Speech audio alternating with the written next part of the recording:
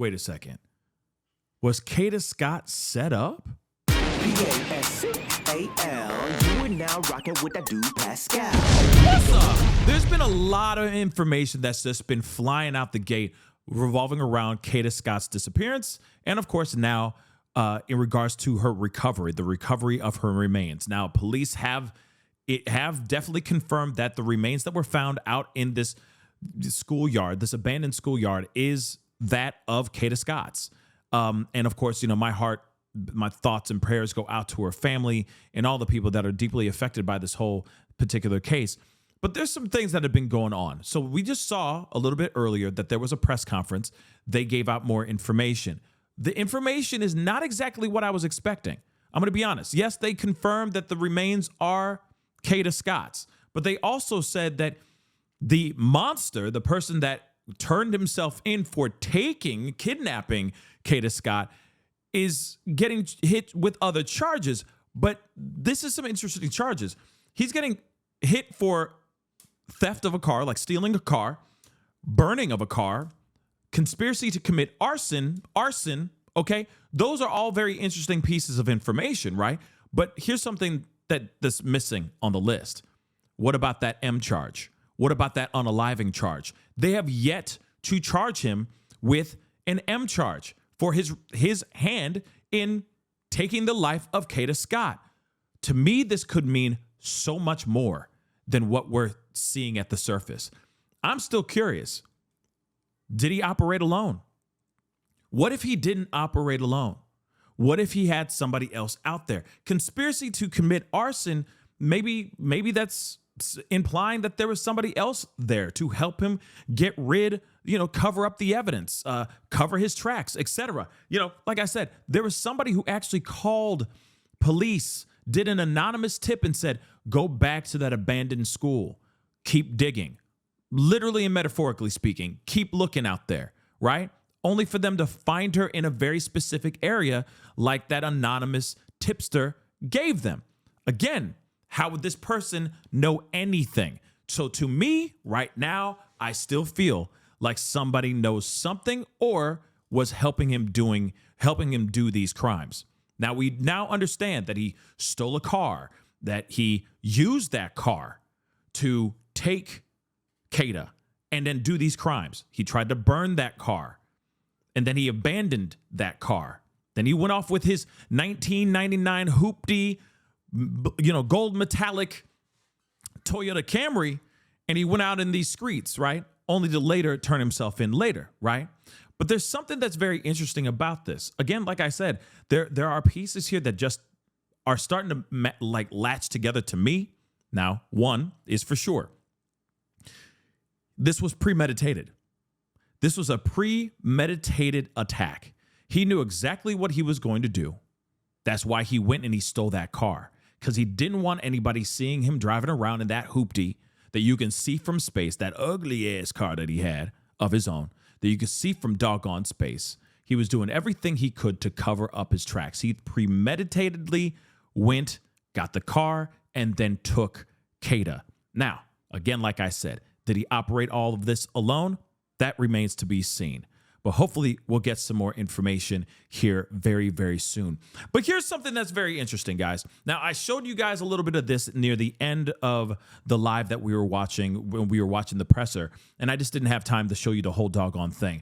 I wanted us to go through this because to me, it sounds like this girl that goes by Gabby, knew a lot of information, and she alleges that she was friends or knew Keon.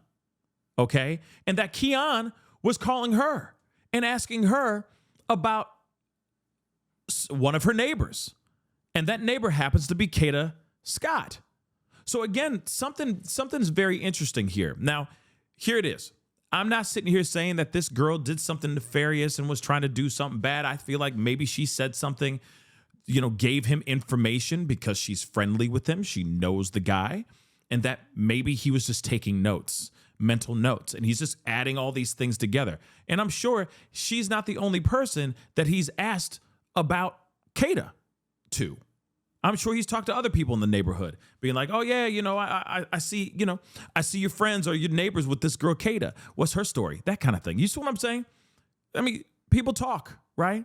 People definitely talk, and maybe there's information that he was able to just kind of keep notes and start stacking up this information so that when he was ready to go and do what he was going to do, he had enough information so that he could successfully go and do these disturbing things. But nonetheless, we find out some new information in this video, and I want to share with you guys. Let's just break this down, okay? Hi, my name is Gabby, and I'm going to be discussing some of the misinformations that are going around in the internet regarding me and the Kada Scott situation. So if you are unaware, Kada Scott is a girl that went missing in Philadelphia on October 4th. So I did know Keon. He was my friend. I met him about 4 or 5 years ago, and he was also the local pharmacist. Now, me and my best friend, we were also mutual friends with Keon. He was our pharmacist. So one day Keon calls me, and keep in mind, I am in school, I am in Maryland, and he will usually just call me, just to check up and talk. So he calls me, and he asks me if I know Kada. And I'm like, yeah, like, I know Kada. And he's like, oh, yeah, I noticed that she lives really close to you. I'm like, yeah, like, she lived right in the back of me. And I'm not thinking nothing of it.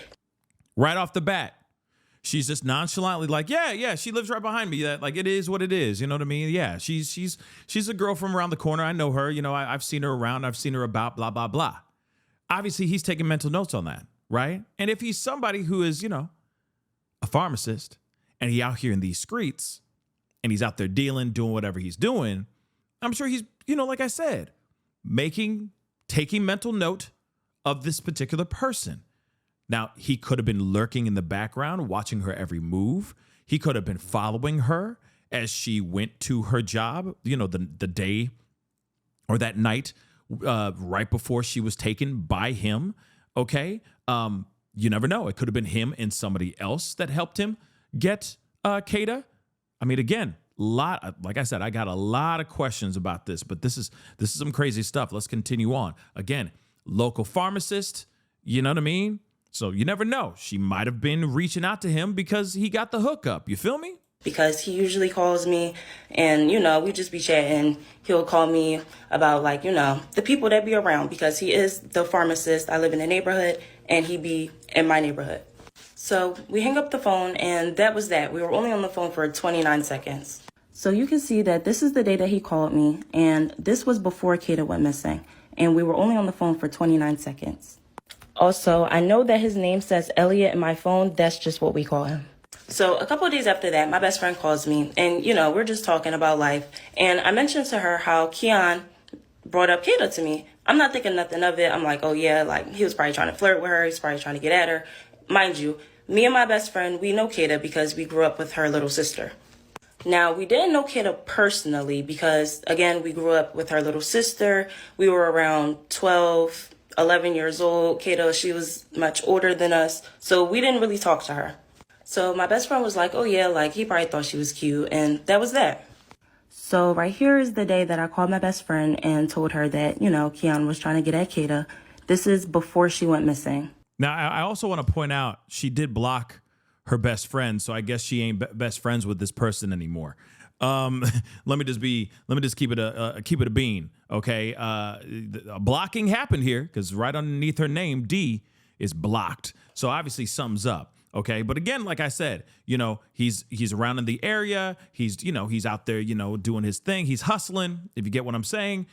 Probably asking a bunch of questions about people in the neighborhood, and the neighborhood people talk. That's just usually how it goes down, right?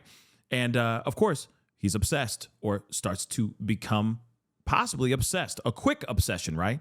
And trying to find out more information about her. And yeah, again, if you grew up with the sister, you might know of her, right? You might be like, yeah, she does this, that, and the third. She works here. She does that, blah, blah, blah. But, it's not like they personally know the girl, right? Just information that they have heard or known about from the sister. But still, nonetheless, this gets really crazy. And again, like I said in the very beginning, I asked, was she set up? I don't know if she was set up in the way that y'all might be thinking. I mean, it's still possible. because there's plenty of people that are jealous of somebody who's just trying to glow up or just do well with their lives. Okay. Comparison is the thief of joy, right? There's plenty of people that'll do all kinds of crazy stuff, but there's the other part though, too. Someone who unbeknownst to them, unknowingly set somebody up by accident, right? It's just like, oh, damn, I didn't realize that I was the source of all the information that he got to do what he did. You see what I'm saying? Just by randomly, nonchalantly having a conversation. You see what I'm saying? So again, it could very well be a situation where this girl is just straight up innocent in this whole situation, but let's hear some more. So a couple days, maybe a week after that, it is reported on October 4th that Kada is missing. So keep in mind, I am in Maryland, so I'm not really into all the Philadelphia news that be going on. So I'm not knowing that Kada is missing until my best friend sends me a text and says that Kada is missing. So this is the day that my best friend tells me that Kada is missing on October 9th. So I'm in my friend's dorm and I call Keon, and it's a lot of music and a lot going on in the background. So I go somewhere that's quiet and I tell him, Keon, Kada is missing. Like, that girl, she's missing. So he was like, what? And then after that, the phone just hung up. So here you can see that I called Keon and we were on the phone for 2 minutes. So you have to keep in mind, this was my friend, okay? I did not think that he could be capable of anything like this. In my head, I'm just thinking, there's no way in the world he could have did something like this. There's no way in the world. So then a couple of days after that, my mom sends me a screenshot of Keon turning himself in for the kidnapping of Kada. Crazy. So this is my mom sending me the article, and she was distraught to say the least. And I know she said that he was a random person, but she says this about all my friends. So it says, this is exactly why you cannot get in the car with random people. I know the black guy, he was the captain in the 35th, and I called him when you were arrested. Let's see, I should have been a lawyer, and I would die if I couldn't find you.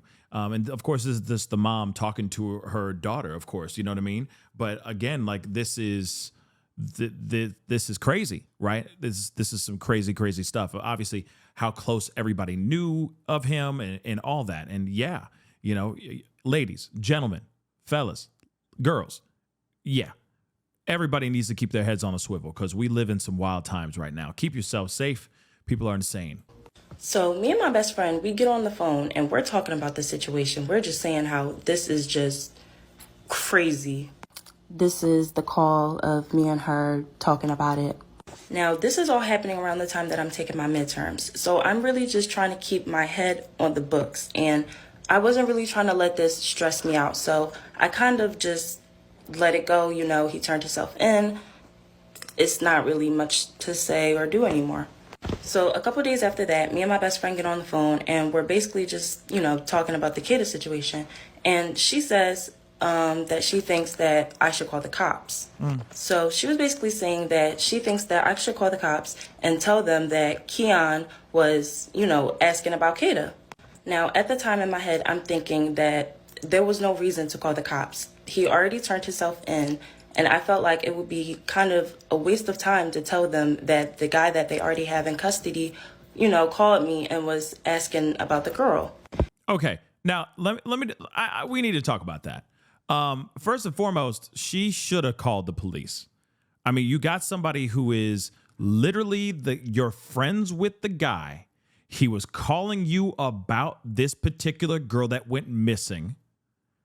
Yeah, you should call him about that. I mean, it doesn't matter. That is that's important information. Don't you think? At least in my personal opinion, that's some important information. Okay? So yeah, I think she should have called the cops. What do you guys think? I just think it's, I think it's important to just be as transparent. And it's like, hey, any information that you can give them that can get them to find Kada, the better, right? Also, it shows that there is a timeline. It shows that there was premeditation involved in this whole thing. He was already obsessed with her so much that he was asking around about her before he even stole a car, before he even took her. So yeah, call the police. And me personally, I'm not a cop caller. Like, I don't call the cops. That's just the way that I grew up. That's what I was around. They will always tell me, you don't call the cops. So I just felt like, the information that I had and the fact that, I'm just not really a cop caller, it wouldn't make sense for me to call the cops. So then my best friend tells me, well, if you won't call the cops and tell them, then I will. And then she basically tells me that she doesn't want to be friends with me anymore because I won't call the cops. And I told her, that's completely fine. I just don't want any involvement. So then we hung up the phone, and then I believe she called me again with the police on the other line. So you could see, I told her, I'm sorry, I'm not talking to the cops. And yeah. Now, I can see how this could be cruel, and I do take accountability for that. So then a couple of days later. Yeah, it's messed up. I think it's messed up. You got information. You got somebody that is, a neighbor, a neighborhood friend or a friend that it's her sister. I mean, yeah, it's jacked up in my personal opinion. You call 50, okay? There shouldn't be any hesitation. There's like, and again, it's like, oh, well, this isn't my business, but it's like, but information that could be super crucial to keeping this person locked up for good. You know what I mean? That's why I say call the cops. After that, I get sent a link on Instagram, and the link was basically my best friend going live, just talking about the situation, saying how I was weird for not going to the cops, and people in the comments were just coming up with their own narratives about the story, and it just got way out of hand, and it just spiraled. So you can see somebody sent me the link of the live, and still to this day, I have not watched the full entire live.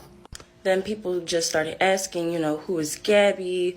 What's the connection? And, she told people that I was in Maryland for school, and it was just a whole entire thing. So, of course, I was angry and I was confused because what is going on? So I text her. I tell her that, that was weird. And yeah. Then I started seeing posts of people saying that they think that I set Kada up and that why wouldn't I go to the cops? Yeah. Let me just say this really quick. The fact that you aren't willing to go to the cops initially to tell the police what you know, and of course, when you say, oh, well, I grew up not, saying not call the cops. Like I grew up not calling the cops on anything ever. That's a lame excuse. In my personal opinion, that's lame, y'all. That's lame. Okay. The right thing to do is if you know something, you say something, period. Especially if it's somebody, you have hard information that could help. It just doesn't make sense. And see, because of her not willing to go and be forthcoming to police about all of this, obviously the narrative is going to swing in the way that it's swinging. This is why she's getting herself in trouble. This is the reason why she is in trouble and why everybody's side-eyeing her, because she wasn't willing to go and tell police anything. That's suspicious. And here it is. It could very well be the situation what she's saying. It could very well be like she just did not want to get in the middle of this. She had other things going on in her life, which, like I said, it is a little bit odd that she would be, this is life or death. Has to do with somebody losing their life. I feel like this is very important as well. But the fact that she chose to not go down that route. Yeah. Now it's coming back to bite her right in the ass. What did she expect? Right? What did she expect? Of course this is going to happen. Of course it's going this way, and why everybody's giving her the hard side eye right now. Because it's suspect. You know what I mean? But like I said, doesn't mean that she set up Kada, but I could see why the streets are looking at her weird. And that I was just suspicious and all of this stuff, and this was never the case. So I do end up contacting the authorities after I seen people just making up crazy stuff about me and the situation. They cut me off. They tell me that they already know what's going on, that they have a close eye on the social media. And they also tell me that my friend did come forth with the information, and they told her that there was nothing that they can do, that the information that she bought them was useless information because they already had Keon in custody, and it was just nothing for them to do with this information. They told me to contact them only if I had anything that could lead to finding Kada, because that is their main priority. Now, I do believe that the person in the live was just kind of taking what I told her and running with it and just spicing it up to make it seem like something that it wasn't for, I don't know, maybe views. People were saying that, she was walking around and showing what stores Kada would go to, where she would walk her dog, and just stuff like that. I also had one of our mutual friends come to me, and he told me that she told him that we knew Kada our whole lives and like we grew up with her, which wasn't the case because we grew up with her little sister. Now, I do think that the person in the live was taking what I told them and kind of just running with it and spicing it up to make it seem like it was way bigger than what it was. And I basically think this because I had a mutual friend that came to me and said that she came to them and told them that we knew Kada our whole life and that we grew up with Kada when that wasn't the case. We grew up with her little sister. My prayers go out to Kada and her family, and I hope that she can make a safe return home. Okay, guys. Now, again, obviously this is a video that was made before her remains were actually found and everything. But at the same time, I mean, listen, can you blame people that are looking at the situation when everyone was frantically trying to find out where she is, only for someone to be, I guess, outed about knowing information or at least being friendly or friends with Keon, knowing information, knowing that Keon was asking about Kada before she was kidnapped? I mean, yeah. Do you blame the people, the public, for looking at her in a side-eye kind of way? I mean, I don't blame the I don't blame them, okay? Because the narrative, or at least the timeline, looks weird, right? Just coming from her perspective. But I understand where she's coming from to a certain extent. But of course, I can understand it. Do I agree with it? No. All right. Let's be real. If you know something, you say something. You don't just sit back and chill and go, "Oh, I got midterms and I'm concerned about my papers and all that stuff." Listen, you have potentially pertinent information that could, let's just be real, maybe get somebody back home alive. You see what I'm saying? I know this is a different situation, but you get what I'm saying. Getting somebody back home as quickly as possible, possibly saving somebody's life, withholding that kind of information makes you look suspect. It just is what it is. I hate to say it like that, but it is. That is how the cookie crumbles, unfortunately. And of course, I get it. This is not a great feeling to be just attacked online. Okay, I get that piece totally. But at the same time, I wish she said something sooner. I wish she said something before, because this is now the bed she's going to have to lay in for not giving out that kind of information. That's the same thing with the other friend, too, that might have known some information as well. And that's the other question, too, is who else is out there that knows information? Clearly, there's somebody else out there that knows something. That's why there was an anonymous tip that was made that led police to finding Kada Scott in that abandoned school's yard, right? So again, this is just all very, very sad and very, very bad nonetheless. And yes, it sucks that this happened to this young girl, this young woman here too. But at the same time, I'm going to keep saying it. If you know something, say something, right? Did she set up Kada? I don't think she set her up. I think that she, just like anybody else, you're talking nonchalantly with a person about another person, giving out information. It's just secondhand information.